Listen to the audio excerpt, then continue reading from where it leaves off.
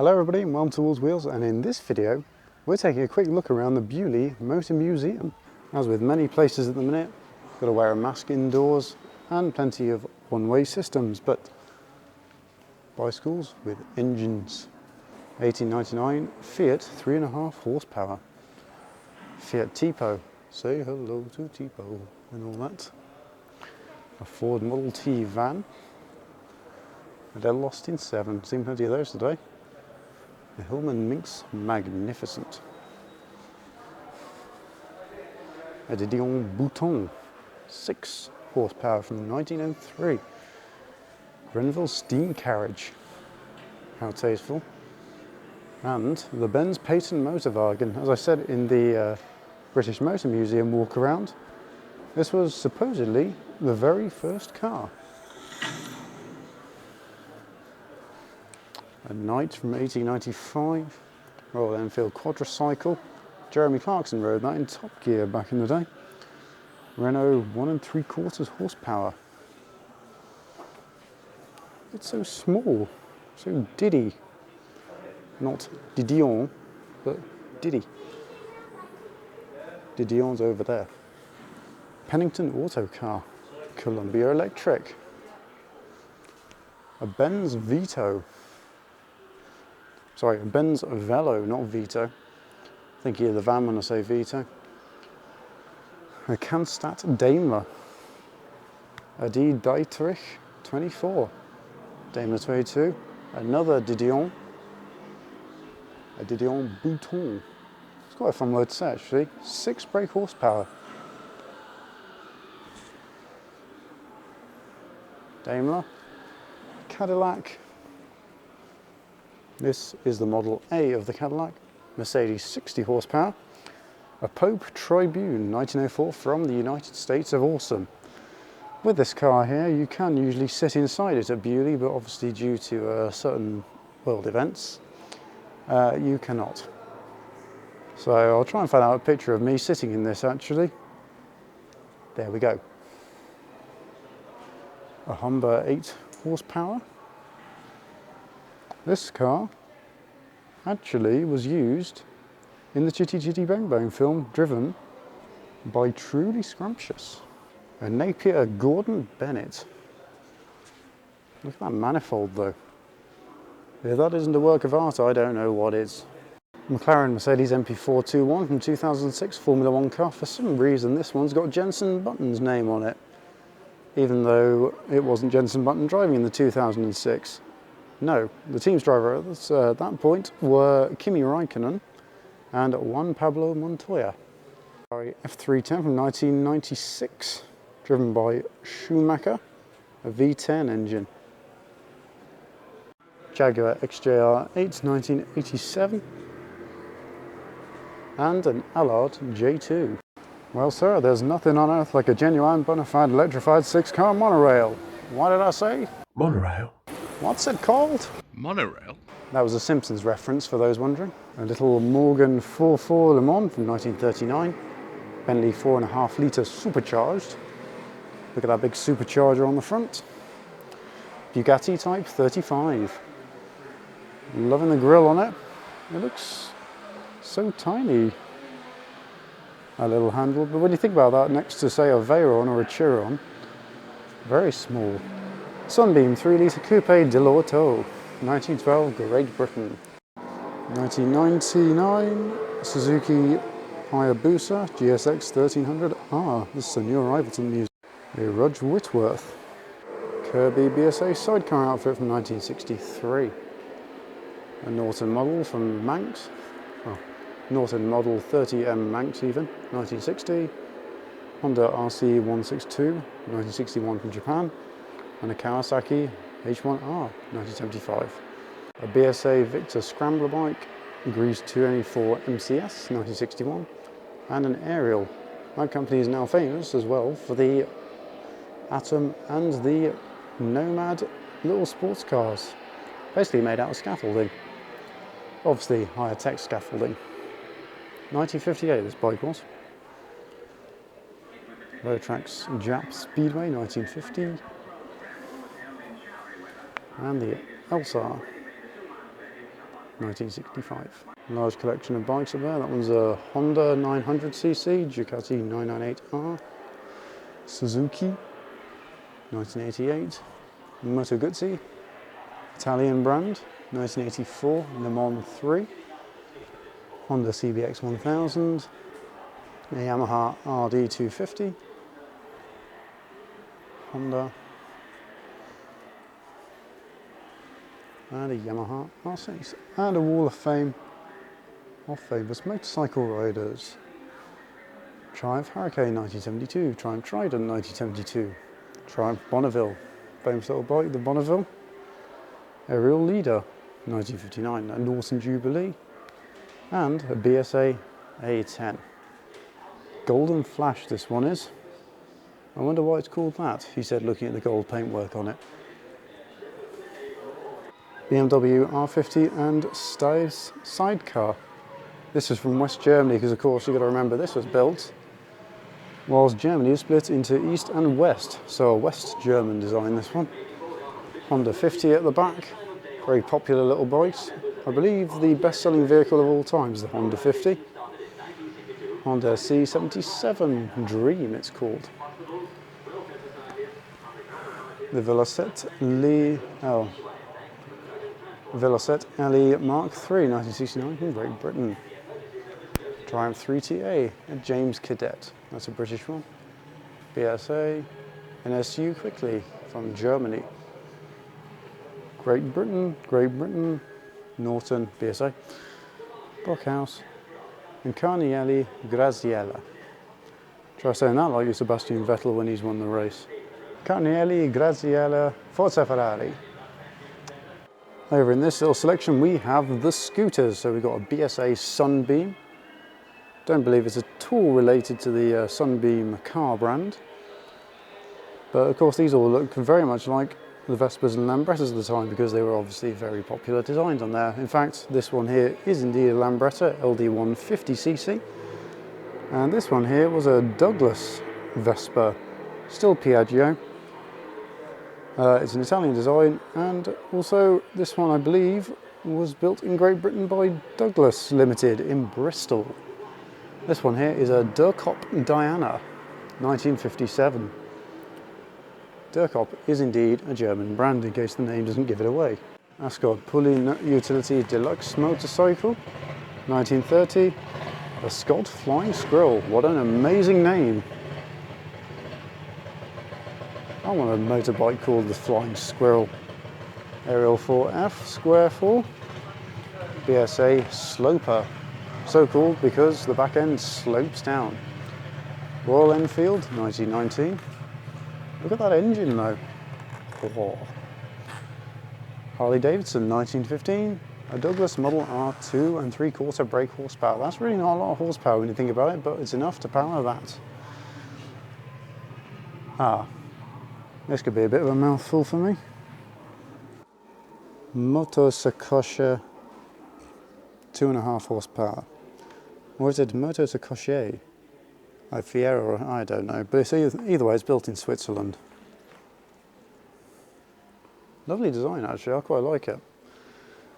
A BAT 5 or 6 horsepower and wicker sidecar. Wicker? You know that sort of seat you see in your nan's front room? Well now, she can ride on the side of your motorbike. Peters 2 3/4 brake horsepower. That sounds nice, doesn't it, as a name? Triumph 2.5.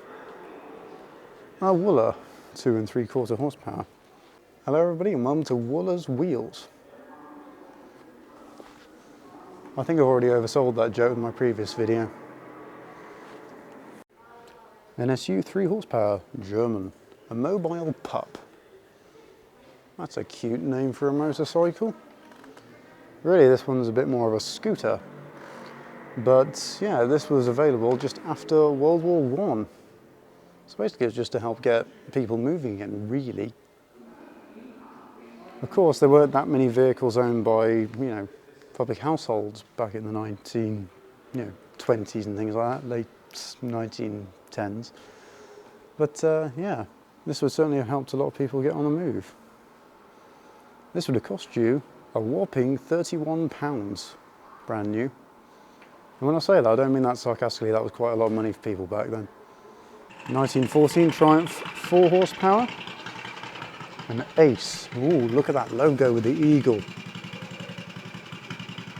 What country would you say this bike's from? Obviously with an eagle, it's got to be United States. So awesome. Look at these little trucks. That's quite cool. A Zenith, British thing. And a BSA. This one's the B25 250cc one-cylinder side valve engine. This would have cost you £36 in 1925. Top speed 45 miles an hour. Honda ST1100 2001. That's it. Triumph 3TW 1940. Vickers Kleinow at the back with sidecar. This would have been used as a transportation or ambulance possibly. Norton 16H 1942, a Harley Davidson, Royal Enfield and a Matchless. BMW R500 GS 1988. Look at that saddle cover though. Bet that's warm, rather toasty on your privates. Triumph Bonneville. Aerial Square 4 chopper. That's certainly a interestingly designed thing. A Norton Commando. And a Yamaha FS1E. A collection of Formula One race suits, helmets and wheels. I like the steering wheels because you can really see the difference between how they used to be and how they are now, really. Old style Williams wheel, newer style Williams wheel. Race helmets of Kimi Räikkönen, Lewis Hamilton, Jenson Button and Fernando Alonso. You can usually sit in this and have your picture taken, but obviously due to COVID you cannot. Ford Cozzy DFV engine, 3 litre, rather awesome. Cozzy GBA engine, look at the massive turbos on the side. Fast snails. Just poking its head out there is the British Steam Car 2008. Supposedly a land speed record car for steam power. AC Cobra 427. Costin Nathan prototype. It's a very smooth looking little car. Notice how the indicators and even the little side lights there are incorporated into the main sort of headlight area. Certainly a very aerodynamic solution. A Lotus 49 powered by Ford. A Connaught B-Type. A BRM V60. And a Cooper 500 Mark III. This was the McLaren MP49 powered by Peugeot. This one was driven by Martin Brundle. So if you thought Renault was the first French engine manufacturer to power the McLaren team, no, Peugeot was. You have the Lotus E20 driven by Romain Grosjean. This is 2012, it was also driven by Kimi Räikkönen. And this here is the 1996 Williams Renault FW18 as driven by Damon Hill, who became world champion that year. Going into the 1996 season, Williams had already decided who their next driver was going to be to replace Damon Hill, and that was Heinz-Harald Frentzen, but Damon Hill then went on to win the championship in 1996, so I think, although Frentzen was never a bad driver, I wonder how much Williams regretted him leaving, or well, them not even giving him a contract for 97. Hill then went on to race for the Arrows F1 team. Heading down the bridge, over here once again, truly scrumptious is a little Humber. So over here we have got a Lancia Tipo de Corsa 1910, Bugatti Type 15, a Vauxhall Prince Henry 1914, Unique 12 or 14 brake horsepower taxi, liking the little goggles and hat there. A Renault 14 or 20 horsepower. That's a rather large car for 14 or 20 horsepower, but then again, comparatively, cars back in 1906 were not very quick at all. This one here, Sunbeam 12 or 16 horsepower, 1914, Great Britain. Austin 12, very nice looking thing too. Already looked at the Prince Henry, and a Ford Model T, very, very familiar to many people. First mass-produced car to be sold to the masses.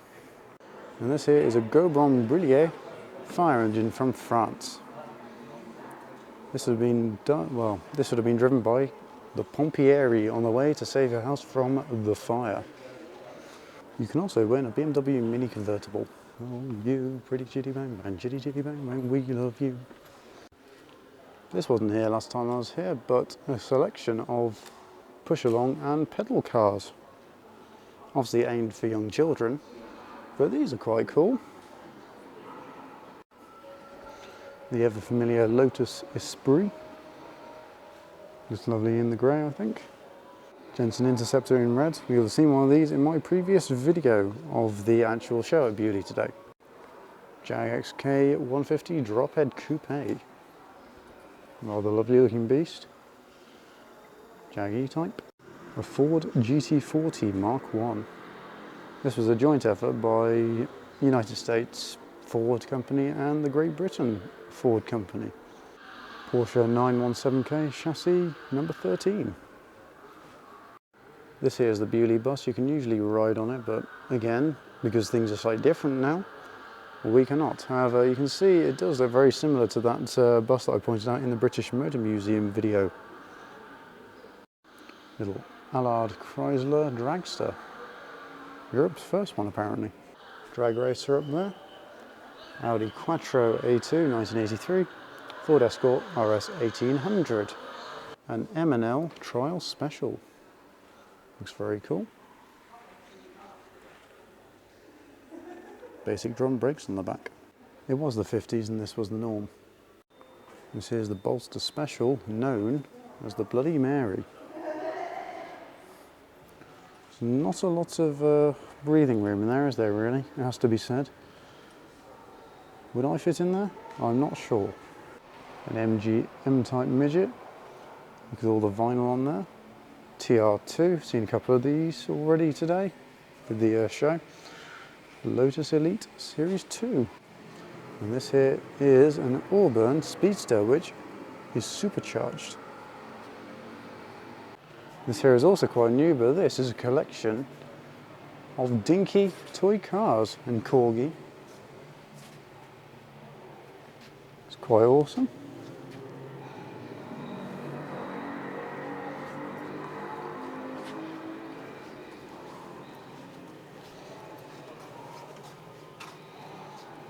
I like that little red Morris Minor just there. Yeah. Herbie. There's Herbie just tucked in amongst the crowd.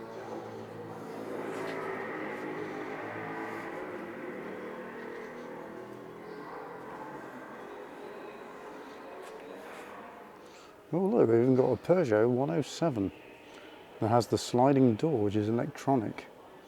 Citroen C3. Pretty sure I've got a model of the Vauxhall Astra down there.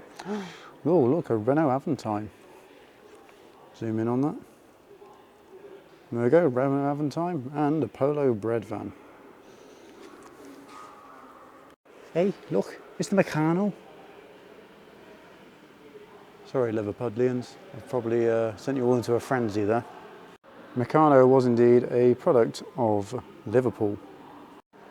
Trying toys. A model of the Beaulieu bus. Another little pedal car. Little Tykes car. Well, British child didn't have one. I certainly did. Mine didn't have the big eyes though. Oh well, I suppose it makes it more friendly. Little ride-on scooter. Ooh, chitty chitty bang bang. Tiny chitty chitty bang bang. Replica chitty chitty bang bang. This room's quite dark, so you'll have to forgive it because I can't really do anything about it. But in here we've got a collection of land speed record cars. So you got Bluebird over here. It's a lot bigger than it looks in the pictures. The 1,000 horsepower Sunbeam. Doesn't sound that impressive by today's standards when you've got things like McLaren and Bugatti all hitting well over 1,000 horsepower. But for 1927, this was very, very impressive.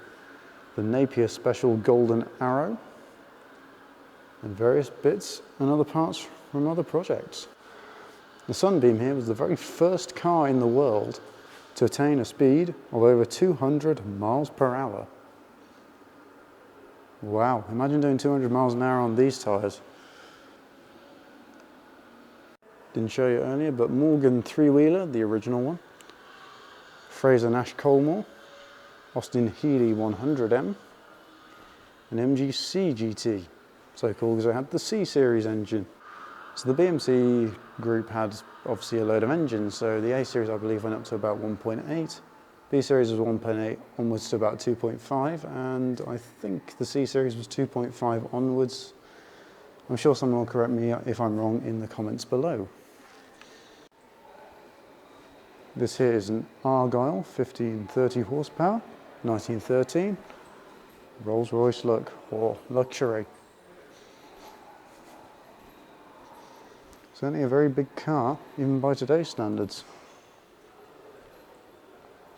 The Phantom 2, this one is 1933. Look at all the chrome.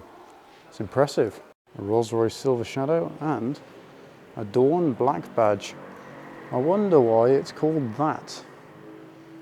Could it be because the badge on this one is actually black? Little AA box and motorcycle with sidecar.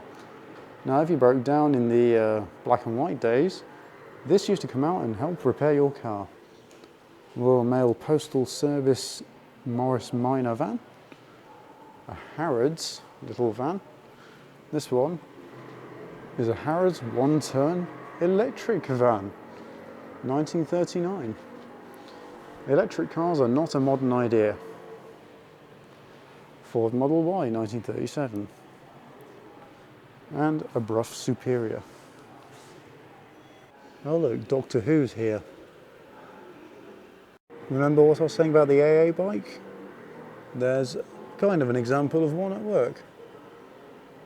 Kind of. It's quite a loose connection, I'll admit.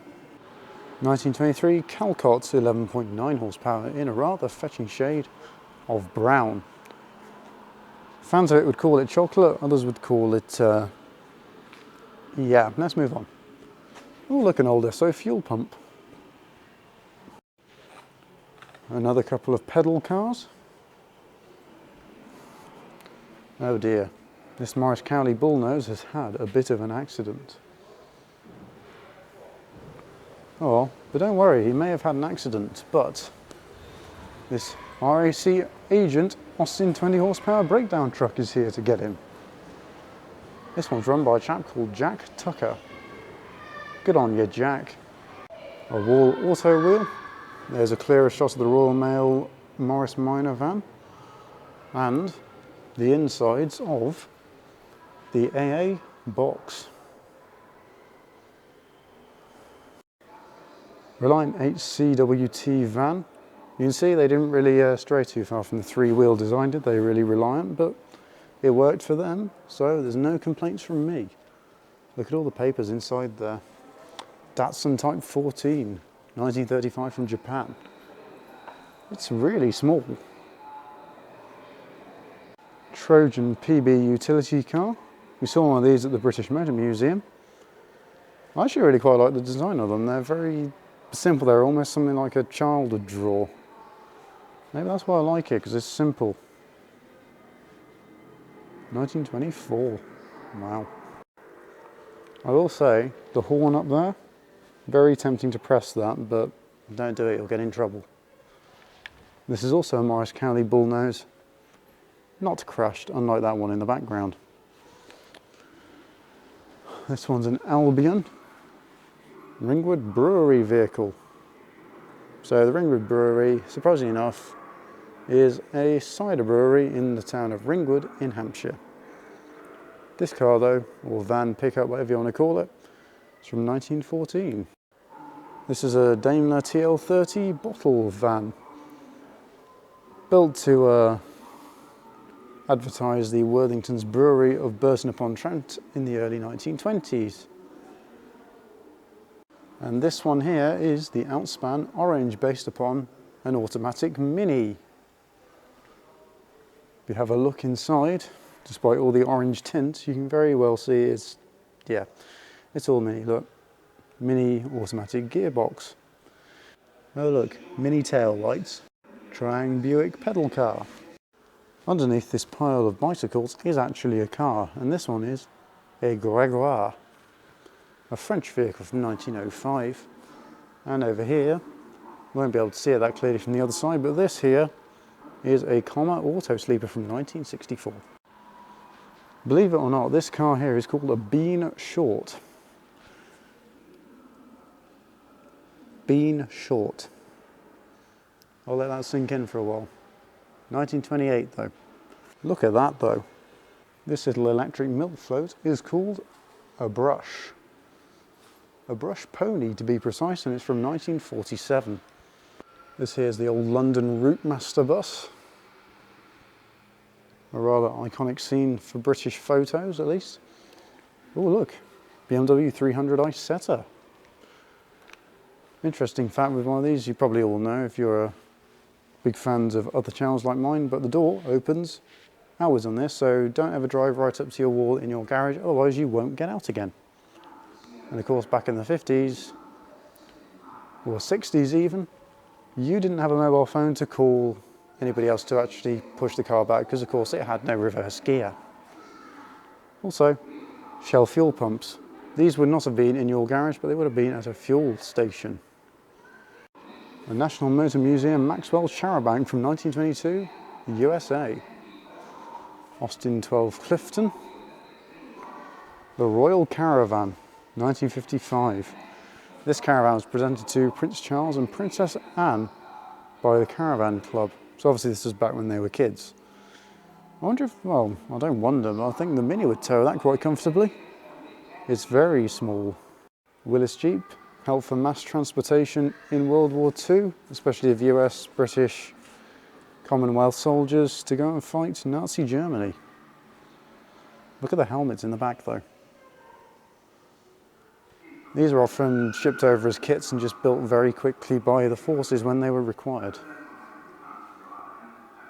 Obviously built to do a service, but I'm glad this one's here as a survivor. An Eccles Caravan. Morris 8 Series 2, Ford Anglia E494A, very nice, and a Rover 14, as well as the Leyland Clock, Mercedes-Benz Model S, Rolls-Royce 4050 New Phantom, or New, Austin Swallow Saloon, Royal Enfield Crusader, and a Vauxhall 104H Type. Talbot 105, Sunbeam Talbot 90 Mark II-A, Alvis Speed 25, Austin A90 Atlantic, a standard Vanguard, and a Riley 2.5 litre. Land Rover pre-production model this one was, R04 1948. A Ford Consul.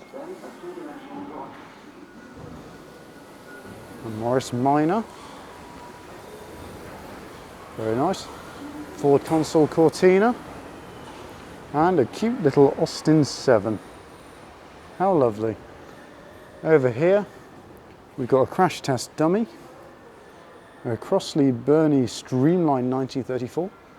Austin A40 Mark II. And a Volkswagen Golf GTI. I know some of my viewers will really like the Golf GTI, especially the Mark I. 1981 this one is. Triumph Herald. The Reliant Regal. Interesting looking beast, but I rather like it. Hillman Imp, Scotland's answer to the Mini. The Austin 7, also known as the Mini, Britain's answer to the Mini. Not the oldest surviving Austin 7 Mini, no, I believe we saw one of those up at the British Motor Museum. The oldest of the Minis is a Morris Mini Minor, and that is definitely at the British Motor Museum. Rover 2000. Ford Capri 1600L. A Citroen 2CV6 Special. Ooh, I know Mr. Hubnut will be very pleased with that. VW XL1. This is supposedly the world's most fuel efficient production car. So this here is a hybrid with a 800cc two-cylinder turbo diesel engine or an electric motor with lithium-ion battery. So you have the choice of two power modes basically. An economical diesel or an electric mode. The electric mode would be great in town and the diesel would be great for long distance journeys. Speaking of electric, Sinclair C5. A rubbish vehicle by any breadth of the imagination, but cool and retro nonetheless. I may try and acquire one in the future when things get back to some form of normality, I suppose. And of course, the Diddy and awesome Peel P50, built on the Isle of Man in the town of Peel, using a little 50cc two-stroke motor. Jeremy Clarkson once famously drove one of these around the BBC studio. I kind of want to have a drive one of these, they're quite cool I think. Ford console, Rover 75 1.8 SE Connoisseur. Again, Mr. Lloyd will really like these things, as I've said in my previous Beaulieu video. Look at all that stuff inside there, all the leather, lovely. Over here, Austin A40 Somerset. Leopard skin interior. That's a bold choice to be sure. Jowett Javelin.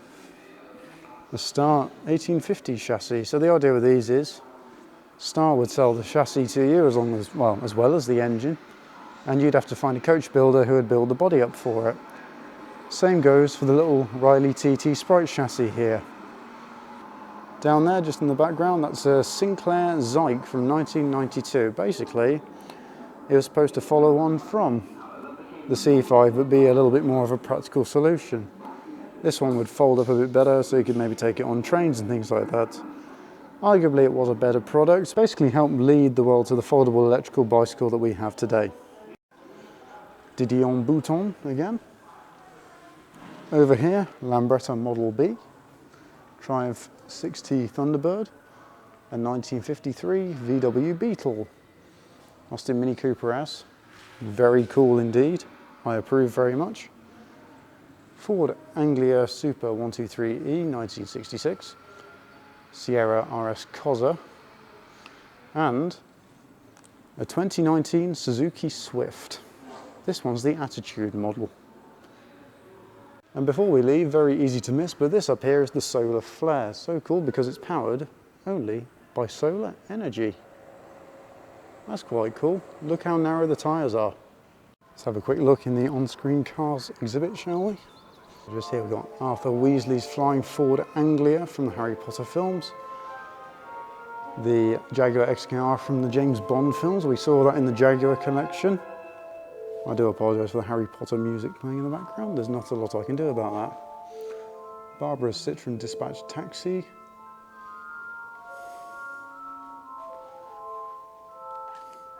This was used in The League of Gentlemen.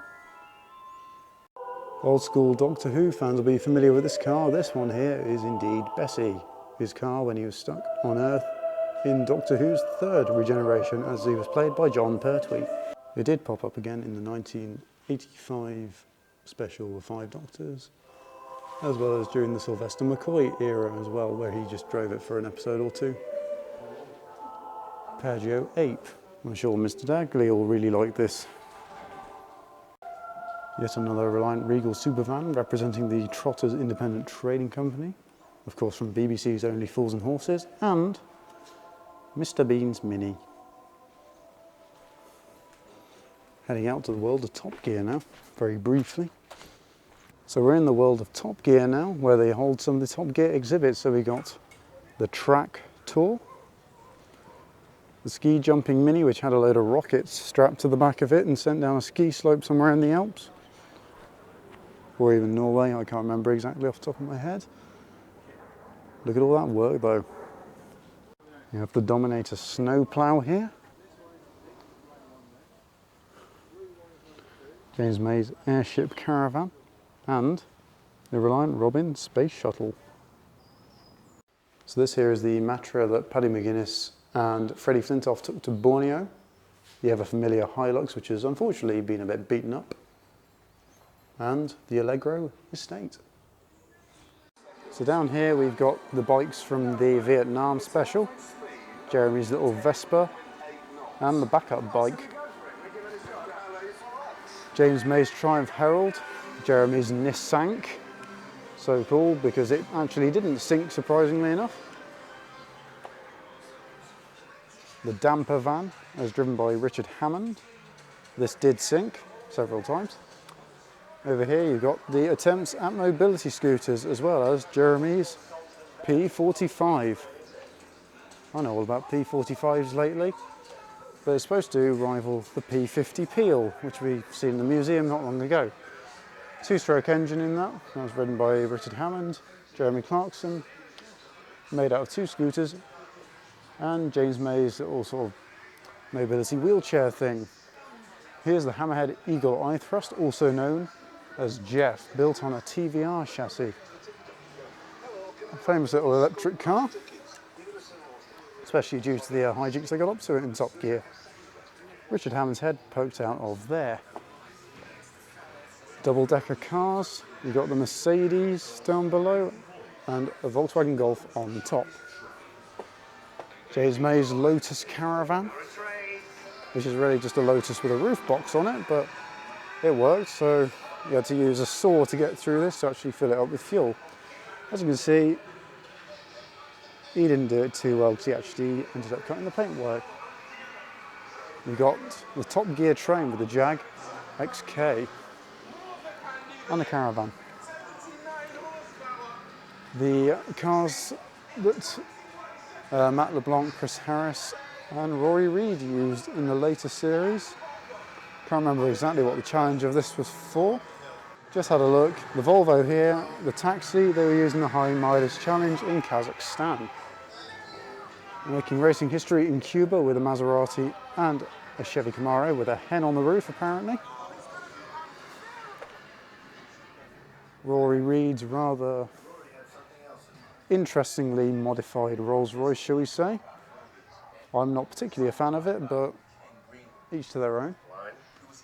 Matt LeBlanc's little motorcycle, I can't remember exactly which brand it is. Does it say anywhere on it? It's a warning. No, I don't know what it is. Honda, I'm going to say.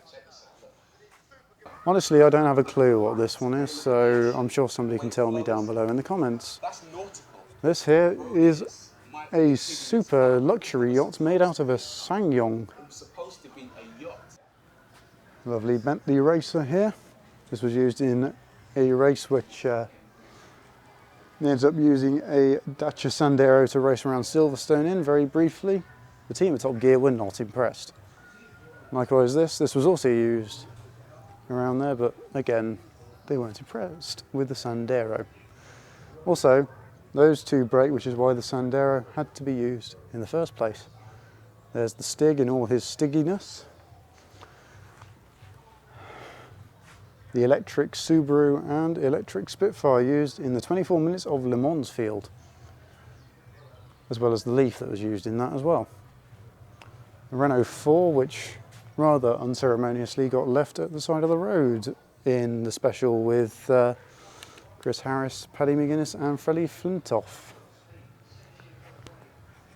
Shame, the car was in good condition, but unfortunately it was ruined for television, but there we go. That's what it was. And a Peugeot 106 Rally. Just outside the museum we've got Jeremy's Fiat Panda limousine. Yes, it really is a long vehicle. There's also a driving simulator here. The fire truck's just there, converted into like a little tow truck, tractor, whatever you want to call it. The hearse from Top Gear. And the little bungee record Rover 100 or 114 SI. I missed the monorail because that was the final run of the day. Oh well, I think it was worthwhile getting the exhibits and I'll always come back again. But over there is a brand new attraction that Beaulieu have done. It was made for this year, and of course everything went a bit downhill this year, so it hasn't really got used as much as it maybe would have done in normal circumstances. But yes, if you want to bring your kids along, they can go and play in there as well. Evidently they don't want me getting back to the Mini. They've shut the gates and locked them. Oh well. Oh no, there's a little side gate open. There we go. And that's it. That was my little walk around of the Beaulieu Motor Museum. You can find out more about it on Beaulieu's own website. Anyway guys, thank you very much for watching. Don't forget to check out my social medias, Instagram, Facebook and Twitter at Wolves Wheels. If you enjoyed this video, please remember to leave a like, comment down below, and of course, if you want to, feel free to subscribe to see plenty more of this kind of content. And of course, don't forget to click the bell notification so you know every time a new video goes live. Oh, I'm pretty tired after all that walking around. Not done quite so much walking in a short space of time in a while. Anyway guys, thank you very much for watching. I'll see you next week. Farewell.